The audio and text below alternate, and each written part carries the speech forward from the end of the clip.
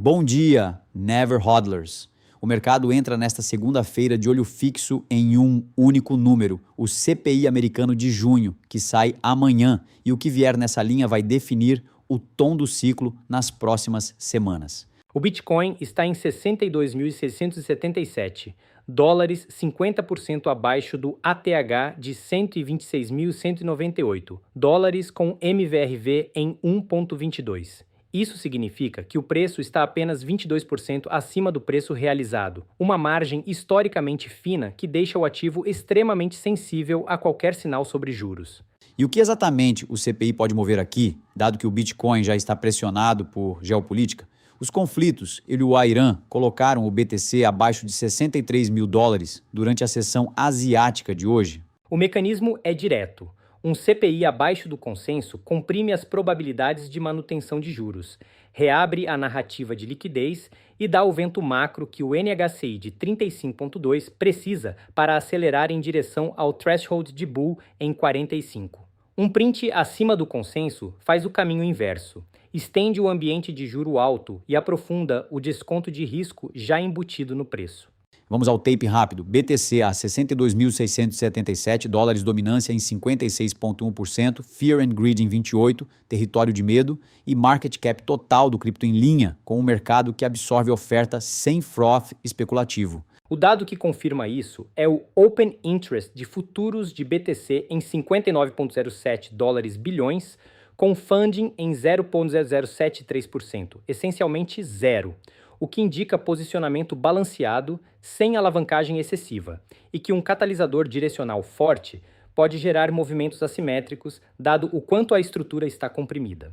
No campo institucional, a grande virada da semana, os ETFs spot de Bitcoin registraram entrada líquida de 197 dólares milhões na semana, encerrada em 11 de julho, quebrando 8 semanas consecutivas de saída. E os ETFs de Ethereum também voltaram ao positivo. Por que isso importa mais do que parece? Porque fluxo de ETF é o principal canal de demanda institucional na profundidade atual do ciclo. 8 semanas de saídas seguidas e uma reversão estrutural confirmada em 197 dólares milhões não é ruído. É o sinal de que capital institucional voltou a entrar. E se o CPI amanhã vier favorável, esse momentum pode se sustentar e acelerar. A Strategy levantou 467 dólares milhões em equity entre 7 e 11 de julho, conforme o 8K protocolado na SEC, e agora tem cerca de 3 dólares bilhões em caixa, mas não comprou um único Bitcoin pelo terceiro final de semana consecutivo. O que essa ausência nos diz? Nos diz opcionalidade deliberada, não estresse. A Strategy está construindo caixa, visivelmente antes do CPI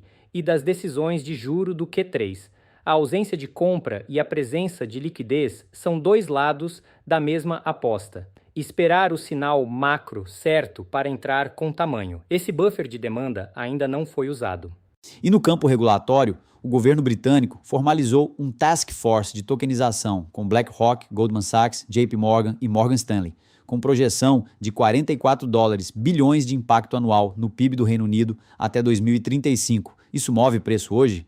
Não move preço hoje, mas é um marco estrutural. 4 das maiores instituições financeiras do mundo, formalizando frameworks de tokenização em nível estatal, avança a tese de RWA de piloto para a política pública. E isso aprofunda a infraestrutura institucional exatamente dentro da janela de acumulação atual. Então chegamos ao Risk Radar. O vetor de risco mais imediato não é técnico, é o próprio CPI de amanhã, combinado com a geopolítica EU-Irã ainda ativa. Não houve exploits materiais para reportar hoje. Correto.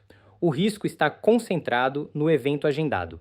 Se o CPI sair acima do consenso e o BTC fechar abaixo de 60 mil dólares em volume elevado, com os fluxos de ETF revertendo para a saída em até uma semana, o NHCI 30D, de velocidade atual de plus 6,8, volta em direção a zero e estende a fase de acumulação.